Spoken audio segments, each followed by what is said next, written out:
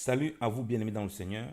Nous vous bénissons de la part de Dieu notre Père, par Jésus-Christ, le seul Seigneur, le seul Sauveur, celui qui est, qui était et qui revient bientôt.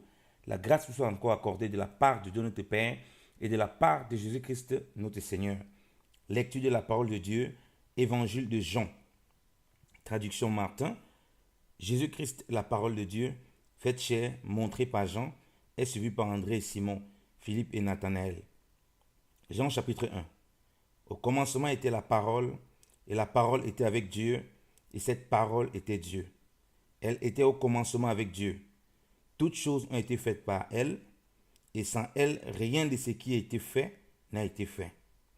En elle était la vie, et la vie était la lumière des hommes.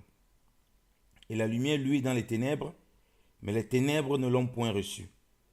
Il y eut un homme appelé Jean, qui fut envoyé de Dieu. Il vint pour rendre témoignage, pour rendre témoignage à la lumière, afin que tous crussent par lui. Il n'était pas la lumière, mais il était envoyé pour rendre témoignage à la lumière. Cette lumière était la véritable, qui éclaire tout homme venant au monde. Elle était au monde, et le monde a été fait par elle. Mais le monde ne l'a point connue. Il est venu chez soi, et les siens ne l'ont point reçu. Mais à tous ceux qui l'ont reçu, il leur a donné le droit d'être faits enfants de Dieu, savoir à ceux qui croient en son nom, lesquels ne sont point nés de sang, ni de la volonté de la chair, ni de la volonté de l'homme, mais ils sont nés de Dieu. Et la parole a été faite chair, elle a habité parmi nous, et nous avons contemplé sa gloire, qui a été une gloire comme la gloire du Fils unique du Père, pleine de grâce et de vérité.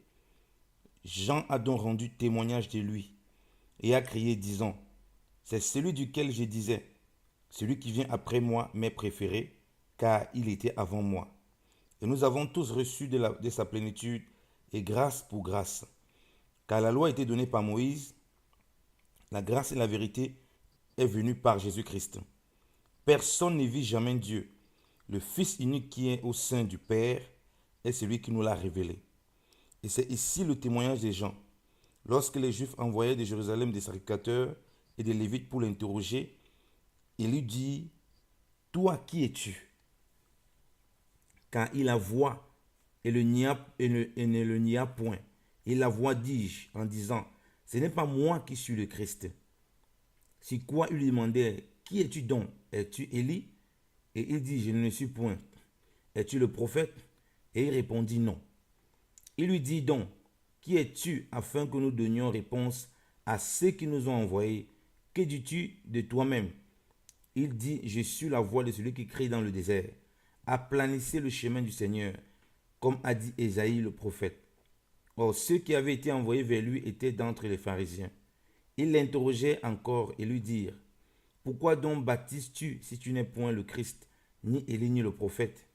Jean leur répondit et leur dit, pour moi je baptise d'eau, mais il y en a un au milieu de vous, que vous ne connaissez point. C'est celui qui vient après moi et qui m'est préféré, et duquel je ne suis pas digne de délier la courroie du soulier. Ces choses arrivaient à Béthébara, au-delà du Jourdain, où Jean baptisait. Le lendemain, Jean vit Jésus venir à lui, et il dit, voilà l'agneau de Dieu qui ôte le péché du monde.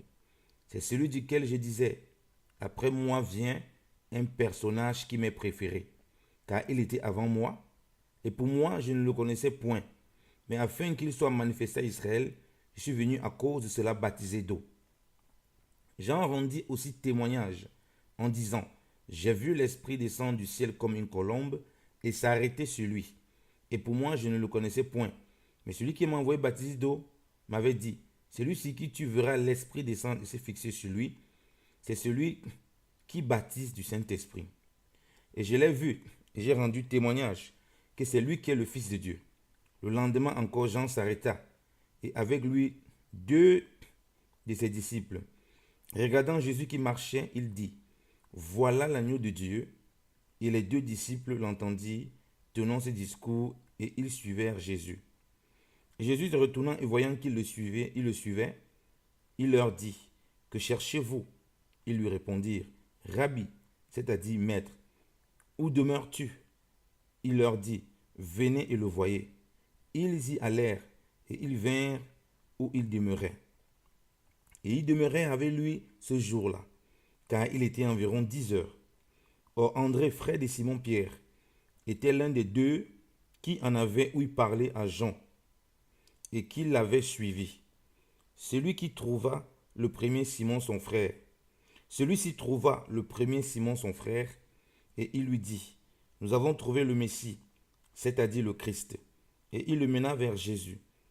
Et Jésus, ayant jeté la vue sur lui, dit, tu es Simon, fils de Jonas, tu seras appelé Céphas, c'est-à-dire Pierre. Le lendemain, Jésus voulut aller en Galilée, et il trouva Philippe, auquel il dit, suis-moi. Or Philippe était de Bethsaïda, la ville d'André et de Pierre. Philippe trouva Nathanaël et lui dit, nous avons trouvé Jésus, qui est de Nazareth, fils de Joseph, celui duquel Moïse a écrit dans la loi et duquel aussi les prophètes ont écrit. Et Nathanaël lui dit, peut-il venir quelque chose de bon de Nazareth?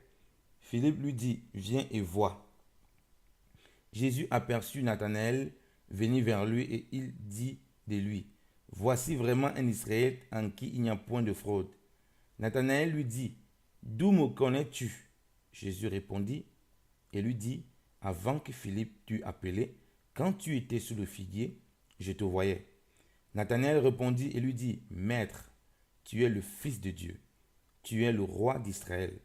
Jésus répondit et lui dit, parce que je t'ai dit que je te voyais sous le figuier, tu crois? Tu verras bien de plus grandes choses que ceci. Et il lui dit aussi, en vérité, je vous dis, désormais vous verrez le ciel ouvert, les anges de Dieu montant et descendant sur le Fils de l'homme. Amen. Parole du Seigneur. Soyez bénis, peuple de Dieu. Amen.